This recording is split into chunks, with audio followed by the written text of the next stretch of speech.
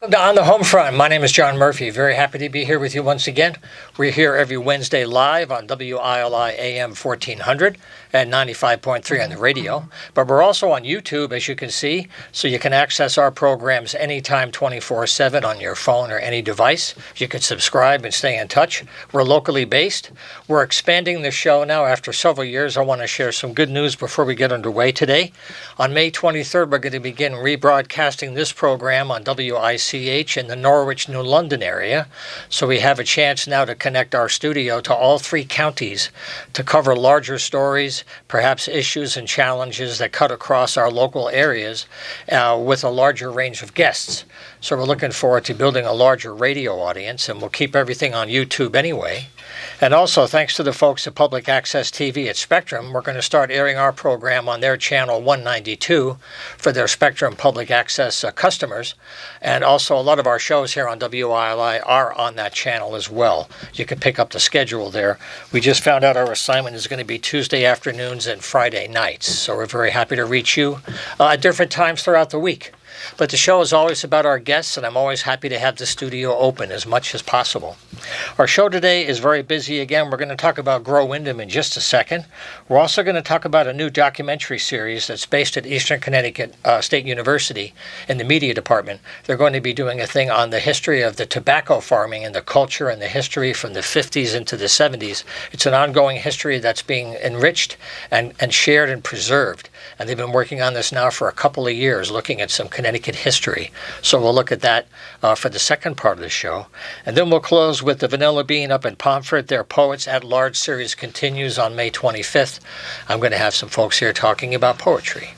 So right now we're going to focus on Grow Windham. We've covered their good work for many years. They're part of WRCC, the Windham Regional Community Council, with many great programs. And after a couple of years, I'm happy to have Sally Milius back in the house here to my far right. Sally, welcome back to the studio. Thank you, John. It's great to be here. It's been a while, so it's good to have you here, doing work with us for many, many years. And also we have, we have Vania Galicia, Basilio, and they are co-directors of the programs. They're here to talk about a couple of special events coming up and the things they do throughout the year to connect our youth to agriculture and the food economy. So Vania, thank you for being here with Sally as well. Yeah, thank you for having me. I'm happy to be here. Maybe one thing we could start with in terms of a calendar might be Veggie Stock. You've been a part of that for many years. Mm-hmm. You got many things to touch on today, but let's look at June 1st as a starting point. Jot that one down. It'd be a real special day here in town. So Veggie Stock. Yeah, Veggie Stock is our annual garden fest that we've been having now for, I think, now 7 years, maybe 8, I might be wrong. Yeah. But that is on June 1st, and that day will run from 10 to 2 at our gardens in Lauder Park, and we'll have hundreds of free seedlings that the community has grown together to give out to folks so they can go ahead and grow their own food. But we'll also have a lot of vendors and people tabling, music, food, and just a big community show out to really support our gardens, but support local food access. Yeah. Well, Sally, you've been with Grow Windham for a real long time now. What have you noticed in Veggie Stock over the variety of food that shows up or the kinds of folks, or just over the years now, 7, 8 years? What have you noticed? Right. Well, Veggie Stock and also other events more broadly that we've had. Yeah. I think they started out as, well, what if we could just get together and sort of say thank you to the people we work with, and then that as our partnership grew and as we sort of integrated more collaborators and we had more capacity to support more initiatives, then the events have expanded, and Veggie Stock is definitely an example of that. And Veggie Stock was created when we created the Windham Community Food Network, which was back in 2015, and that was sort of the beginning of realizing that we need to formalize some of these relationships and to build stronger networks so that we can work towards systems change. We have projects that address individual needs, but we have to get the whole community and all the partners and the stakeholders together so that we can make deeper systems change so that we can really work toward a more just world and a just community that we live in. So so Veggie Stock is an example of celebration and also of gathering resources and redistributing them, Right. and bringing people together to kind of celebrate that shared set of values. It all comes down to local. Yep. And I'm so glad that you mentioned the Food Network and those community dialogues, because we were part of those. And it was a good example of something that people often dismiss because you only see the results, you don't see the process. But those dialogues defined a reality. They took a hard look at what was there and what wasn't, and what the resources were and where they were located. And then they leveraged the needs that they know with what they have. And then how do you move forward to get more resources and use it and let people know, right? But without those early community dialogues, those are your roots to grow with. Right. And somebody comes in from the outside, if it's not homegrown, it might be well-intended, and I'm sure a lot of those things are, but they're not even cookie cutters, because I don't want to be glib. It's hard to come up with a cookie to pass around, right? So I don't want to, dismiss that work. But when you're locally grown, there's no substitute. And then the other aspect of the work is with youth. So can you talk about how you integrate young people at every place? Yeah, so through Grow Windham, we have a lot of different internships and other volunteer opportunities that we have our youth through our Windham Youth Network, but we also have the Windham Youth Corps. And so depending on what our youth are mostly interested, whether it's community advocacy or youth advocacy, agriculture, or even food processing, we'll bring them to local partnerships like Click, the local community kitchen. They could work at our gardens. They've also volunteered or interned at different places like WAME, just really to show them what it means to be part of a community and how they themselves as young people can show up with their already developed skill set and contribute something, to really define that at any age or any time in your life, you can contribute something to the community, but also that those skills that you have, you can carry on to whatever other career or, goal that you have in the future, and centering community as something that's really important to reach your goals, as something that, everybody is a part of. Now, we're just coming into May into June now. Summer's upon us, so I don't want to bum anybody out. But when school resumes in the fall, can you talk a little bit about how this ties into the school year? Yeah. Right. So we have a couple different things that we do during the school year. In the fall, we do have a college accredited program that we have with our Windham Youth Corps program. So our youth come and participate in our program and get 3 college credits. So that helps them with their educational careers. But they also come and do community workshops. So they'll practice public speaking, communication with one another, and also conflict resolution. So they know that in any other space, they have those tools to engage with one another. And it's also skills that sometimes youth aren't invited to actually learn. Sometimes folks don't think that youth are prepared or maybe even quote unquote mature enough to engage. Capable of focus, right? Yeah. But they deal with all those things just like us as adults, and so they can approach things with the same kind of ethic and motivation as well. Yeah. But sometimes with the kind of freshness and a goodwill that you don't always see in adult spaces. And to emphasize that we do, for our academic year program, we work with QVCC, and our academic year program is offered as a course. And so it's I just want to name the hard work that QVCC has done with us to make sure to make that opportunity possible. Well, and you have to identify that so people know how to plug into it. Otherwise, it's hard to find it sometimes. Right. So that's through QVCC. That's through QVCC, and this was something that happened. This was years ago when Vania was. We would have college students come and work with us as interns, and they were getting college credit for doing things that our youth already know how to do. And it was like, let's make this a sort of equitable opportunity so that our youth can have access to those same, to leverage their time and their commitment. And youth in our program are all compensated for their time too. So they earn stipends or they earn wages. So we make sure that that their time is valuable, and they need to be working. So it's us or fast food. So let's make it more meaningful than that. Yeah, being able to be engaged in your community at a certain level, it is like a privilege. And so sometimes our youth have to decide, like, do I go work another job or do I work in this program that focuses on community? And so one of the big things that we are always pushing for is for stipends and compensation for our youth, because we know that's a big weight for them. That's real life stuff. Yeah, we know that they're going to need the funds, or even with the college credits, like they need that for their future goals if they want to go to college. We're always trying to figure out how to make that level playing field for all of them. I've had other people on from Grow Windham over the years talking about their ways to raise funds to provide these, to go through the whole grant process to have this available for you to share too. Also, I want to mention the website growwindham.org. They're always working on it, but there's a lot of core information there all the time. And I want to ask about something about youth activity, something with hydroponics. You're smiling, so tell me about that. Surf's up, huh? Yeah. Surf's up. So about 3 years ago, we were exploring how we can grow indoors because we live in Connecticut, and so winter comes, and if you have access to a greenhouse, great, but if you don't, then it's really hard to continue to offer food to your community. And so we're like, well, what are some alternatives that we can do? And we found hydroponics. And so we started to experiment, how can we grow food indoors? And then also we really like the idea because it's something that's very future forward. So in agriculture, that's going to be one thing that's just going to keep growing, indoor growing. Sure. And we want to be able to offer those skills to our youth as well. So if they decide to be, outside in agriculture, that's awesome. But if they want to explore something indoors, or maybe are the type that don't really want to get dirty with dirt and soil, then hydroponics is a really good alternative to really grow that set of skills.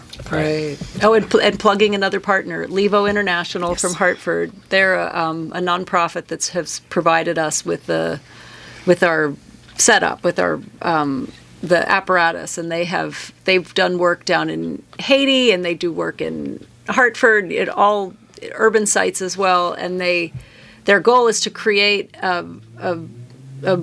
their apparatus is everything there you can sort of buy at Home Depot. Yeah. So it's not something where like a little plastic thing breaks off and all of a sudden you've invested all this. Like it's something that we can repair and maintain ourselves. And so it's a very practical, and they've been great partners and taught us how to work it. It's not a throwaway solution. Exactly. It's not something that ends up in the recycle bin. Yeah, if only. Yeah. Now, also, I know you're planning something that you talked about before. Maybe Sally mentioned this. Is you're doing at the end of the summertime, an end of summer youth network gathering before the school year. What are your hopes for that gathering, so that whatever the students are doing in different programs, they're all going to gather, hopefully, right? Right. So, what's your hopes for that?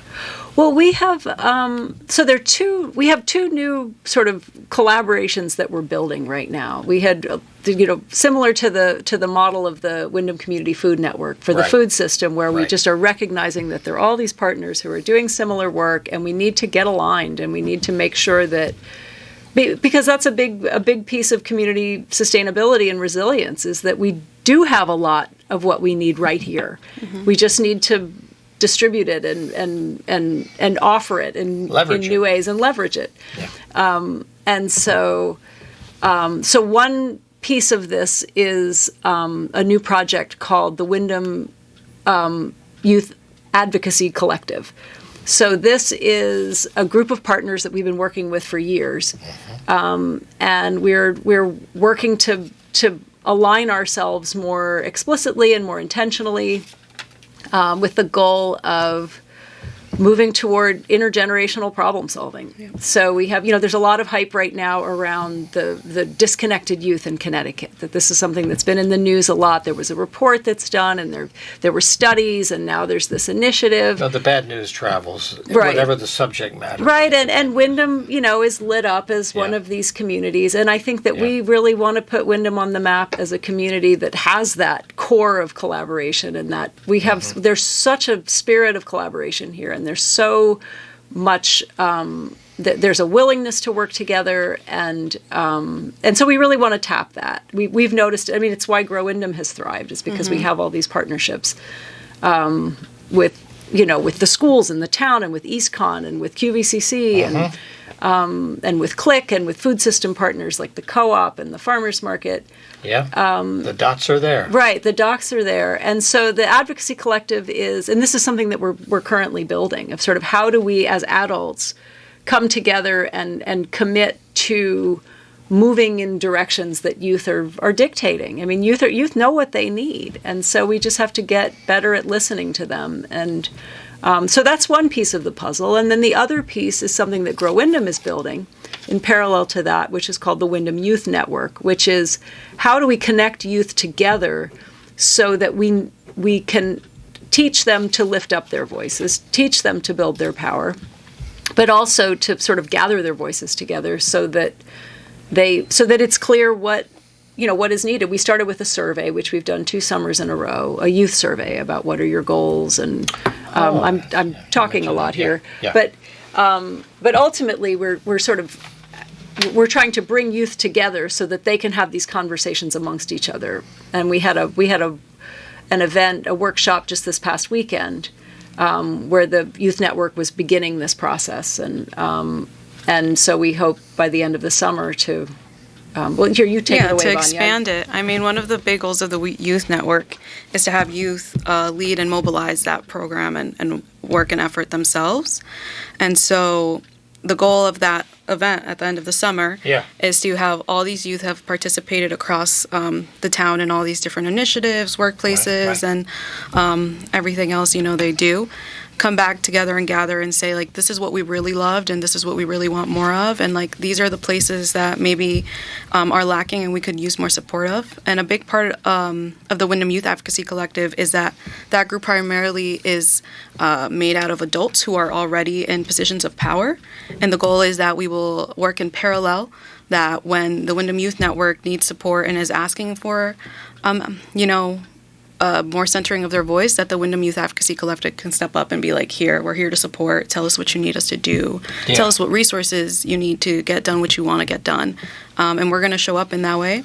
But also so the Windham Youth Network can learn how to engage in conversations with adults, and adults at the Windham Youth Advocacy Collective can learn how to engage in conversations with young people. Oh, both ways. Yeah, because both ways. We're both, growing in those ways. Yeah. And sometimes just a little bit of training or some exercises to really get both at the table is really important. Because it's one thing to show up and talk and share your opinion, and it's another thing to actually listen and take that information back and move forward and do something about it together. Yeah. Mm-hmm. Okay, well, that's a really good note to end our conversation for this time, but I want to plan to have you back in August. Just beforehand, Wonderful. maybe we can update this for the year, because we've touched on this over the years, but if the dots are connecting enough, then other things begin to happen. Mm-hmm. That's another layer.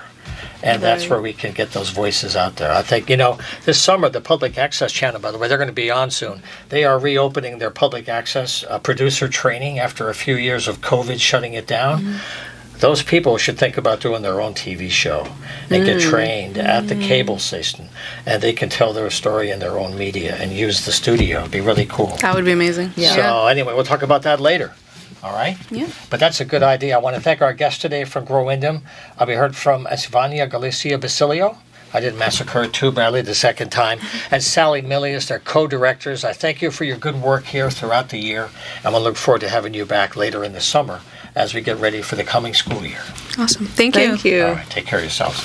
Okay, a break for a few messages, and then we're going to come back with a great documentary about Connecticut history. Stay with us. Alrighty, we're back live here once again on the Homefront. We're happy to have you with us. Again, these programs are on the WILI radio channel on YouTube, so you can access them anytime on any device. Also, beginning on May 23rd, the programs are going to air in the Norwich and London area on WICH radio, so we'll be able to take our stories and reach all 3 counties now in Connecticut. And also across the region, Spectrum Public Access TV is going to be featuring us on Tuesdays and Fridays, along with many of the other shows here. They're also live radio, but then they're captured right now for video, and they're on local cable TV as well. And the whole idea is to, have our guests reach you in as many ways as possible. At the end of the show, we're going to take a look at the Poets at Large series at the Vanilla Bean in Pomfret. We've covered that all summer. We have another reading coming up later this month. But right now, I'm happy to put the focus on Eastern and a new documentary series that's going to be debuting June 1st in Westport with a very important event, but it's about Connecticut history, and it's called Stepping into the Shade. And I have Kristen Morgan here with us today. She's Associate Professor of Theater and Performance, and she's the Department Chair of the Communications Film Theater Department. I've had Kristen in the studio many times over the years. It's very nice to have you back in the house, Kristen. Thanks. It's great to be back. And also for another visit is Brian Day, Associate Professor of Filmmaking, and he's also in the department, and they are co-producers of this documentary series. So maybe we should get right away into June 1st as a real launching date for this whole program. And then later we'll talk about how they're going to bring this here to the campus in the fall. But right now they're just about to launch the whole series. So congratulations on all the hard work. And so kind of give us a preview of June 1st in Westport. Thank you. June 1st, we're going to preview an episode, a compilation episode, which is going to have scenes from all the 6 episodes that we have to give an audience a representation of what they could expect if they tune in for the full series. We are going to have vendors there. We are going to have some food vendors. We're going to have some cigar vendors there as well. We're promoting it to New York and Connecticut, so we're hoping to fill a large room. Wonderful. Now, as a series, what was it, Kristen? I know talking to you about this a few years ago, the subject matter itself, as opposed to all the work that's now manifest. What was that connection to history that drew you to this subject matter in the early 2020s? Yeah. Well, we first sort of found out about the subject when Alicia Bright Holland and I were working on Thread City, that show that we did in 2017. Talk about history of I know. Yeah, right. Yeah. So we worked with Dr. Stacy Close, history professor at Eastern, on that project, and he was the one who he came in and talked to our students about Black history in Connecticut, and happened to mention that MLK had worked in the tobacco fields when he was a student at Morehouse, and so we filed that away for a future date, and then we pulled it out again, and that was kind of the seed for the story, and then it just grew from there. And then for the production side, how did you determine with the footage you had, it's going to be 6 installments, and I assume is it 1 hour each, half hour each? 1 hour each. So how did you divide the story? Is it a timeline or just subject matters of stories? It must have been fun to decide that, actually. It was. It's been a journey. We kind of discovered what it was going to be through the process. Right. As we were filming things, we realized we kept learning new things, and so we would kind of chase those stories down. And now we've broken it into 6 episodes. The first episode is kind of a breakdown of the history of the farming. The second episode is about the history of the various labor. The third episode is the connection to the African American population in the South, and primarily America's Georgia. The fourth episode is the connection to the historically Black colleges and universities, which supplied labor to the farms, and most specifically Morehouse. The fifth episode is about the Jamaican connection and the Jamaican labor, and the sixth episode is the Puerto Rican episode about the Puerto Rican connection and the labor. Yeah. So it's quite a timeline. It is to digest a story of that nature. And, one thing leads to another. What was the biggest surprise? And I know it's a cliched question, but what was your biggest obstacle that you had to overcome? Was it logistics, or was it content, having enough to finish the story? Realizing how big it was becoming. Where does this end? Well, right? Yeah, right, exactly. That's part of the fun too. Is what we have enough, or what does that mean? Right, because we keep talking to more people who have more stories. One of the things that we were talking about is creating a podcast after the documentary series airs, because we think that people will want to share their stories once they see these episodes. And so June Archer, who's our host of the series, is hoping to do a podcast with even more stories, because I think it'll draw them out. But we have lots of footage. I think our biggest obstacle was that we were also teaching classes while we were making this documentary. So we filmed usually on Fridays, so we had to carve time out of our weeks, get a crew together. We had a lot of students and alums working on this project. So fantastic for them to be working together too. Yeah. And then the weather issues, right? Yes. Yeah. Always on location, my God. Always on location. We had to figure out how we were going to film at any kind of location we were going to walk into. We weren't able to pre-scout, so we walk in and we have about 20 minutes to figure out how we're going to set up and film there. And as Kristen said, we had to film on Friday, Saturday, or Sunday, usually Fridays or Saturdays. So that means whoever we're going to interview has to be available on one of those days. We have to make sure our host, June, was going to be available. We had to make sure we had a crew that was going to be available. So that became really, really tricky. And then I think the other aspect that was tricky was a lot of the people we wanted to speak to would be 100 years older or so. And so anybody that's alive would be hard to track down. So some of the avenues of when we learned about aspects of the story, it was very, very hard to track down those threads and find people that could actually speak to it. And we did the best we could. Yeah. Now, I want to mention the website so you can follow this effort, because it's launching the 1st of June, but it's ongoing for other things. Steppingintotheshade.com. So what's there if somebody went there right now? What would they find? Yeah, so you'll be able to see a few teasers from the series. You'll be able to find out information about, the story of how we started, about the process. There's information on everybody who's been working on the film, and there's also links to social media and other events as well. We've been working in partnership with the Connecticut Tobacco Museum. Right. So there's links to some of their work, and we've shown pieces of the film there for different tobacco reunions and other programs that they do there. So, yeah. When you were collecting some material, did you have a chance to do any traveling?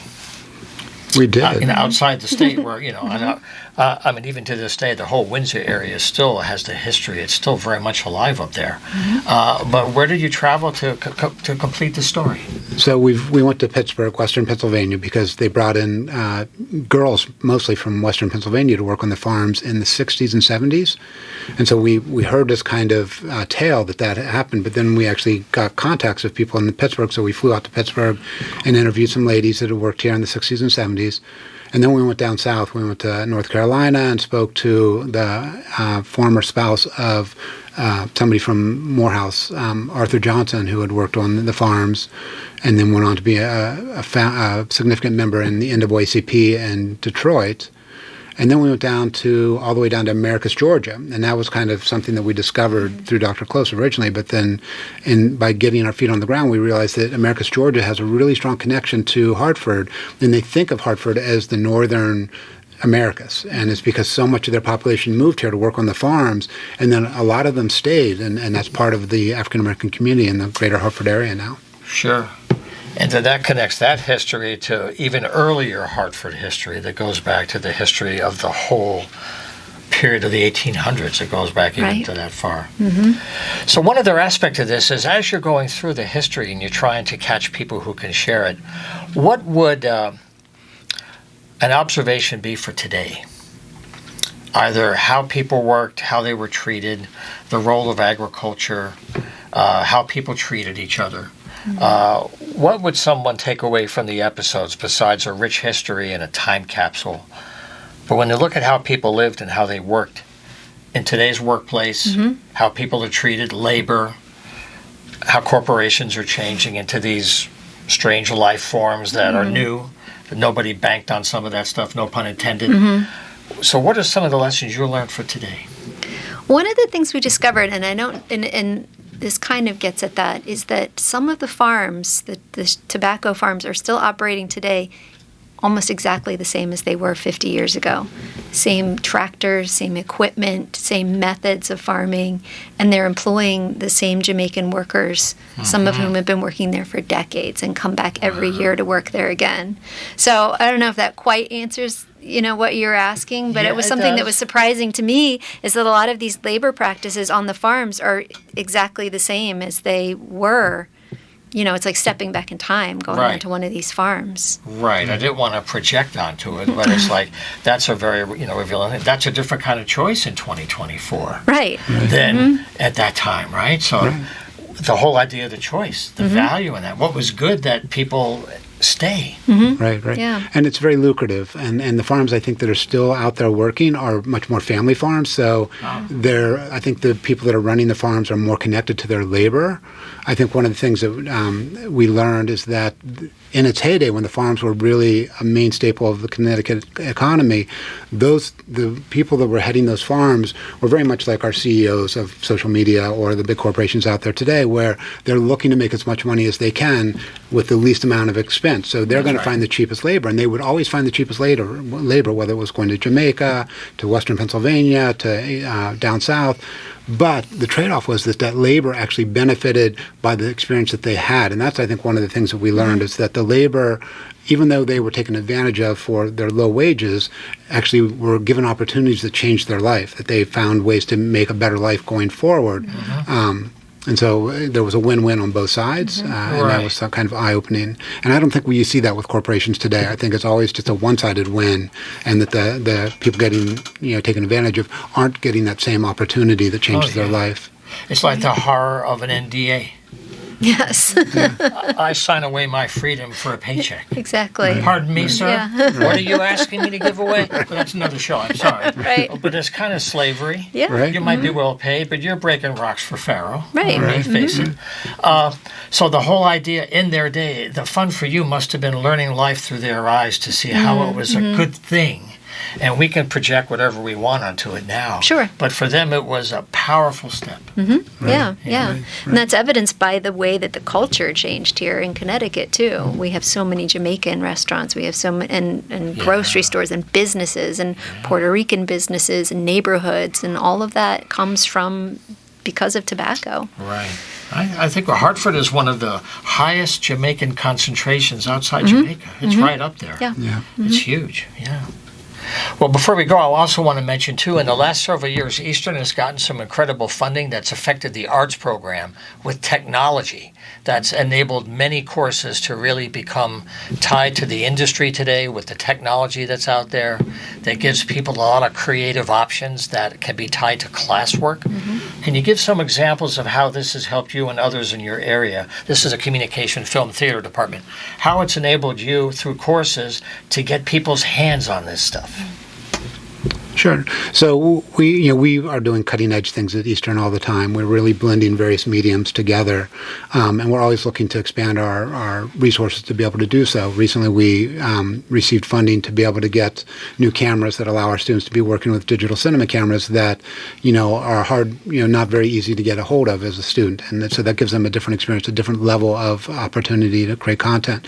And then we're constantly doing this crossover between theater, which is a live production, with filmed material, which is obviously not a live material, right. But we're blending these worlds, and we're constantly allowing our students to get that technology experience and that expansion of their skill set. Some of the work I've seen you do with projection and creating space within a space with certain kinds of lighting. It's almost a 3D kind of thing. And that's that new equipment you have access to that's enabled. Yeah, right. Yeah, it's magic. I mean, we want to get the students the experience of working on things that with equipment that they'll be using when they go into the field, so that they're familiar with it and have a sense of how to use it. And And also the process of, here's the blank page. Here's your toolbox, and now what can you show? Right. Well, the U2 show in Vegas was a big, everybody's talking about this show in Vegas, but it was the projections, right? It was the projections, and that's what we're teaching our students, is how to, what the projection world is all about. So, 5 years down the road, they could be out there doing that. Maybe they'll be working for you too. Yeah. Well, I want to thank you both for being here today. We've had some time today with Brian Day and Kristen Morgan from Eastern at the Communication and Film Theater Department. Congratulations on this great project. Thank you. And perhaps in the fall, when you figure out a program that ties into Eastern activity in the fall, and this is available locally, it'd be a great chance to have you back and share the story again. Yeah, we'd love to do that. We'd love to. Yeah. Thanks again for being here. Yeah, thank you, John. All right. Okay, a short break for some music, and then we'll come back and talk about poetry at the Vanilla Bean. The Poets at Large series continues later in May. We have 2 poets here in the house. Don't go away. Okay, folks, we're back live here on the Homefront. We're very happy to have you with us. If you want to get involved over the summertime, the email is john@humanartsmedia.com, and that is the key to open the door to join us. If you want to send announcements of your events, that's fine. If you'd like to be in the studio to share a longer story, we're very happy to have you here in the house. Again, it's john@humanartsmedia.com. Our shows are very busy, and sometimes during the summer we're going to be preempted for Red Sox coverage, but only a few times. But I'm very happy to mention that next week, we're already programming into June. Next week, I'm happy to have the president of Eastern, Elsa Nunez, will be here for half of the show. She is retiring after many years of service at Eastern. She's done a wonderful job there, and I've interviewed her several times over the years, but this will be our last chance to have a conversation while she's still the president. So we're going to have Elsa in the house here next Wednesday, and we're also going to have some people here from Click as well, the commercially licensed cooperative kitchen, a great business incubator for food businesses. So that's on the 15th. I believe we have Karen Warinsky here with us now. Karen, welcome aboard. We're good to have you with us here in the house. Oh, hi, John. Good to hear your voice. I trust Catherine made it okay. Yeah, she's here with us. So, well, usually, folks, we have Karen in the studio, and she's on the phone with the, featured poet, because Karen has been doing this series all summer called Poets at Large. It's at the Vanilla Bean. But this time we have Karen on the phone, and we have Catherine Nunzio, one of the featured poets, here with me in the studio. So, first of all, Karen, welcome aboard from the phone. So tell us about May 25th and what your hopes are for the day at the Vanilla Bean. Well, I'm excited to be able to showcase two women that I'm a little unfamiliar with. And Wendy Haller is a newer person on the scene. She has been writing children's stories for quite a bit, but she also now has her first collection of poetry. And she reached out and sent me her work, and I said, yeah, that would be a nice fit for our series. So she's going to be featured along with Catherine, and you can, talk to Catherine more in a minute about her work. You bet. But I think it's nice to be able to lift up women's voices. I do try to do a mix of women and men at each show, but sometimes that doesn't work out. Right. And we're going to do something a little different at this show, too. So I always do a raffle of a book of poetry. That's part of the price of admission for the $15 for the evening. But I'm also going to raffle off a free pass to the next show, which will be in September. We've been asked to come back and do a fall series. So we'll do a September, October, November, December shows there at the Vanilla Bean. Congratulations. Good news for you. Thank you for the good work then. That's great. I think the Vanilla Bean is happy with how it's going, and we're really pleased to be able to stay in that location. So we want to just keep getting the word out and build the series from there. Let me mention one thing, too, before we bring in Catherine. If folks want to follow the series during the summertime up in the fall, I should ask the best website or a Facebook page where people can stay in touch. Yeah, if they're on Facebook, the best way to find out everything we're doing, and what I like to do, too, is to highlight things of people that are in here that are reading for us, Poets at Large, and what else they do. So I try to keep it narrow to that rather than just a clearinghouse for everything, because there's a lot of poetry going on. Sure. But that's what I do. And so that's, again, called Poets at Large, and that's where everything is kind of contained. I do have an email list. If people want to get on that email list, they could send me a message at my Gmail, which is my first name, Karen with a K, E-N, dot, W-A-R-I-N-S-K-Y, Warinsky, at gmail.com. And I could, reach out that way also. Okay, and then the Facebook page is Poets at Large. That would be fine. Right, and so May 25th is our last one for a little bit at the Vanilla Bean, but we do have June 16th coming up at Roseland Park. And so in June, if you'd like, I could come on and talk a little bit about that special day before we have it. So again, Roseland Park are free, and those are 2 to 4 in the afternoon on Sundays. So we're going to have one in June and one in September. You've done those for many, many years. Those have been great gatherings, and they're grant funded, so that's why they're also supported. It's really nice to mention both series. We'll keep you on for those as well. I know there's a lot of people looking for poetry that's popping up everywhere. Their readings, all kinds of online publications are coming up that don't have to deal with the economics of print and paper anymore. But Catherine Nunzio, welcome to the studio. This is our first visit. Thank you. So thank you for being here. Thank you for having me. Out of all the work that you've been, sharing, what are some of the things you're going to share on the 25th? I'll be reading from my book, Enough Like Bone to Build On, and which was published in 22. But I'll also read some of my more recent work. And for you as a writer, are there traditions that have informed you or stylistic approaches? So when you start to do the painting process with words and you get rhythm and space on the page, how do you design that form for your words? Well, I think basically that for me, as with so many others who make things, form follows function, and so the form is something that I decide on based on my message, based on how slowly or quickly I want the reader to move through the poem,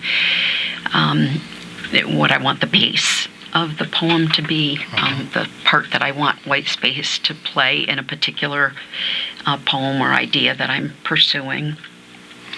Did writing come to you early in the path, or did it come to you later after another kind of journey first, and the words came for other reasons? Well, I think that it's hard for me to think of writing without also thinking about the role that the role that the way that a person sees the world plays, and for me, I, as far back as I can remember, observing was something that was important to me, and eventually, it was. I started out as an art major, but it's another kind of design, though. Yeah. Absolutely. Yeah, but I loved to write, and I eventually switched my major, became an English education major, and focused more on writing. And then I wrote some during my teaching years, but I've written quite a bit more since I've retired from teaching. My husband is also a poet. We both like to say that teaching comes from the same well as writing, and so my well is a little bit more available now, since it's not, I'm not dipping into it so much for creating lessons. Well, there have been so many changes in technology over the years. When I've had other writers on and they talk about their creative process, one thing that's so different now is so many more ways to place things. And I wonder how electronic publishing and the whole world of that side of getting your work out, how has it helped you or hindered you, and how have you been able to find your way? Each individual has their own way to spin this. And I just wonder what's working well for you. Well, I think that it's much easier to submit work now because I can do that online. I can track my submissions online. I'm not wondering when something's going to be coming in the mailbox. That's true. It's a quick look at email, and there it is or it isn't. Doesn't take as long. So certainly there's that. There are more online journals now. There are more places to consider or have your work considered. So I'd say that there are many positives. Yeah. Catherine, can I ask you a question? Yes, Karen. Do you have a particular set of themes that you find yourself returning to write about, or how does that work for you? How do you determine a subject that you want to tackle? Most often what happens is that I have some kind of experience where time seems to just freeze for a moment, and the moment seems to be longer than a clock would say that it is. And that's when I know that there's something in there that I want to explore. Very often it will come as a result of my engaging with the natural world, but it isn't really nature that I'm writing about. It's something that I might have observed in the natural world that will lead me to connect to that thing, and then to connect that to aspects of the human condition. I might write about a snakeskin, about yard work, a cake, color relativity.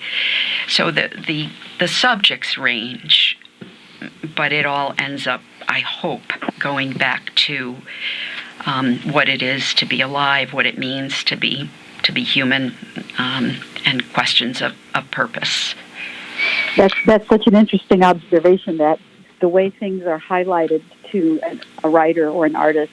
I like how you describe that, how the moment seems longer, or there's something about it that's impressive, and then you go, oh, I need to really pay attention here. What am I really seeing? What's really happening?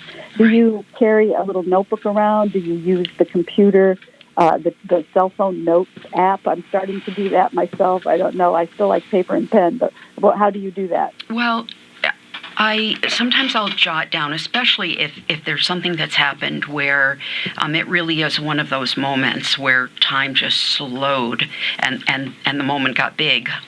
Sometimes I'll jot something down, especially in the notes section of my phone, so that I won't forget it, because because that, with wisdom comes forgetting. So playing that place in my life where I'm forgetting things more.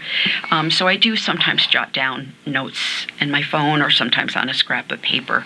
I tend to write, sometimes I draft in my notebook, sometimes I draft directly into a Word or Google document. I'm just curious. I'm just going to ask this too. I don't know your husband or his work, but do you both find you are tackling the same themes, or is your work very different from his? I think that our work is different. Each person's work is different from the other's work, but it's kind of funny in that we both have written poems where the point of view is out our kitchen window. There are cliffs there, and trees, and our birds, and bird feeders, and those are often places that offer a beginning to an idea. It's a different kind of diptych. Yeah. Right. All right. Well, look, I want to thank our guests here for celebrating poetry and the word. The next event is May 25th, a Saturday at the Vanilla Bean. It's the Poets at Large series. If you search on Facebook, you'll get all the information for the season throughout the fall Poets at Large. I look forward to having Karen Warinsky back in the house for the next show. Also on June 16th is another thing in her series at Roseland. We'll be talking about that in a future show. So, Karen, thank you for joining us, and I thank Catherine for being here. I wish you a good date and a good time with Wendy Hallen as well. Thank you for coming in today. Thank you so much for having me. Okay, take care now. Thank you. Okay, well, our time flies by. I'm always having to watch the clock here on the Homefront. Thanks very much for sharing some of your time with us. We'll see you next time. Take care.